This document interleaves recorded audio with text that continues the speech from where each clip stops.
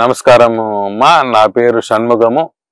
ప్రకృతి సేద్యంలో నేను తిరుపతి జిల్లాకి ప్రాతినిధ్యం వహిస్తున్నాను. మీరు ప్రకృతి సేద్యం చేస్తున్నారనేసి చాలా ఏళ్లుగా ఈరోజు మీ గ్రామానికి రావడం జరిగింది. నమస్తే సార్, నా పేరు సరస్వతి. మా చిన్నగుట్టిగల్ల మండలము చట్టవారిపల్లి పంచాయతీ వంకమద్దివారిపల్లి.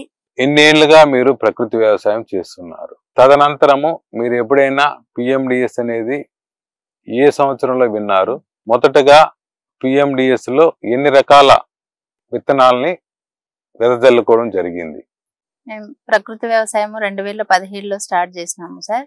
తర్వాత 2019లో పిఎండిఎస్ అనేది చెప్పడం జరిగింది. పిఎండిఎస్ లో 9 రకాల విత్తనాలు వెదజల్లడం జరిగింది. రెండో సంవత్సరం, మూడో సంవత్సరం ఎటువంటి మార్పులు మీరు గమనించినారు? రెండో సంవత్సరం మళ్ళీ మేము అందులో పండ్ల మొక్కలు కూడా నాటుకోవడం జరిగింది.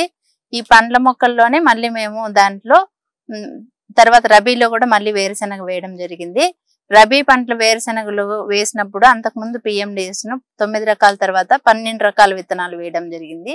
ఈ 12 రకాల విత్తనాల్లో ఆవులకు గ్రాసుగా ఉపయోగపడింది మాకు. తర్వాత అదే విధంగా భూమికి కూడా మంచి సత్వ, తర్వాత నీళ్లు కూడా ఎక్కువ కట్టేదానికి అవకాశం లేకన్నా మంచిగా వచ్చింది. 5వ సంవత్సరం తర్వాత ఎటువంటి తేడా గమనించినారు? అది కలుపు యాజమాన్యంలో మీరు ఎటువంటి తేడా గమనించినారు? గరికి గాని తర్వాత తుంగ గాని అట్లాంటిదంతా తగ్గింది.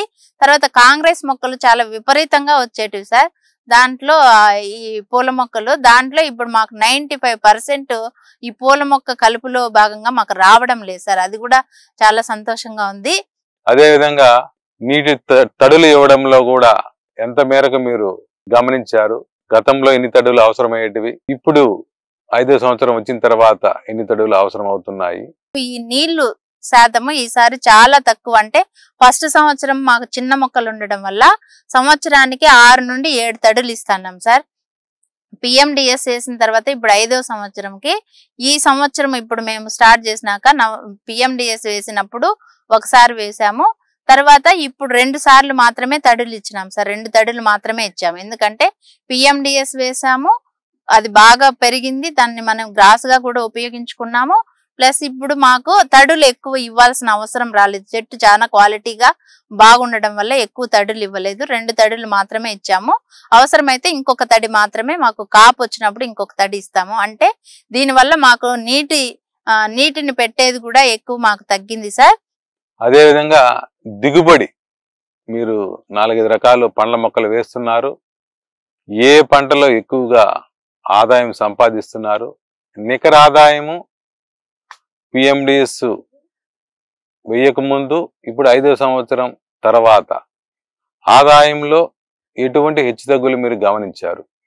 ఈ పండ్ల మొక్కలు నాటిండే వాటిలో కూడా మాకు ఆదాయం స్టార్ట్ అయింది. దాంట్లోనే మేము దీంట్లో దాదాపు జామ, అల్లనేరేడు, దానిమ్మ, సపోటా, అదే విధంగా అరటి ఇవన్నీ కూడా వేసుకోవడం జరిగింది. నిమ్మ ఇలాంటివి ఇవన్నీ కూడా మాకు మంచి దిగుబడి వచ్చినాయి సార్. ఇవి సీజన్ వారీగా మాకు కాయలు వచ్చేటివి. ఆ కాయల్లో కూడా మంచి క్వాలిటీ వచ్చింది.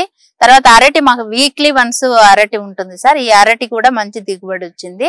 తర్వాత అల్లనేరేడు మాకు స్టార్టింగ్ 4వ సంవత్సరం కాబట్టి లైట్ గా, అంటే ఒక చెట్టుకు 2 కేజీలు 5 కేజీల వరకు దిగుబడి వచ్చింది 4వ సంవత్సరము.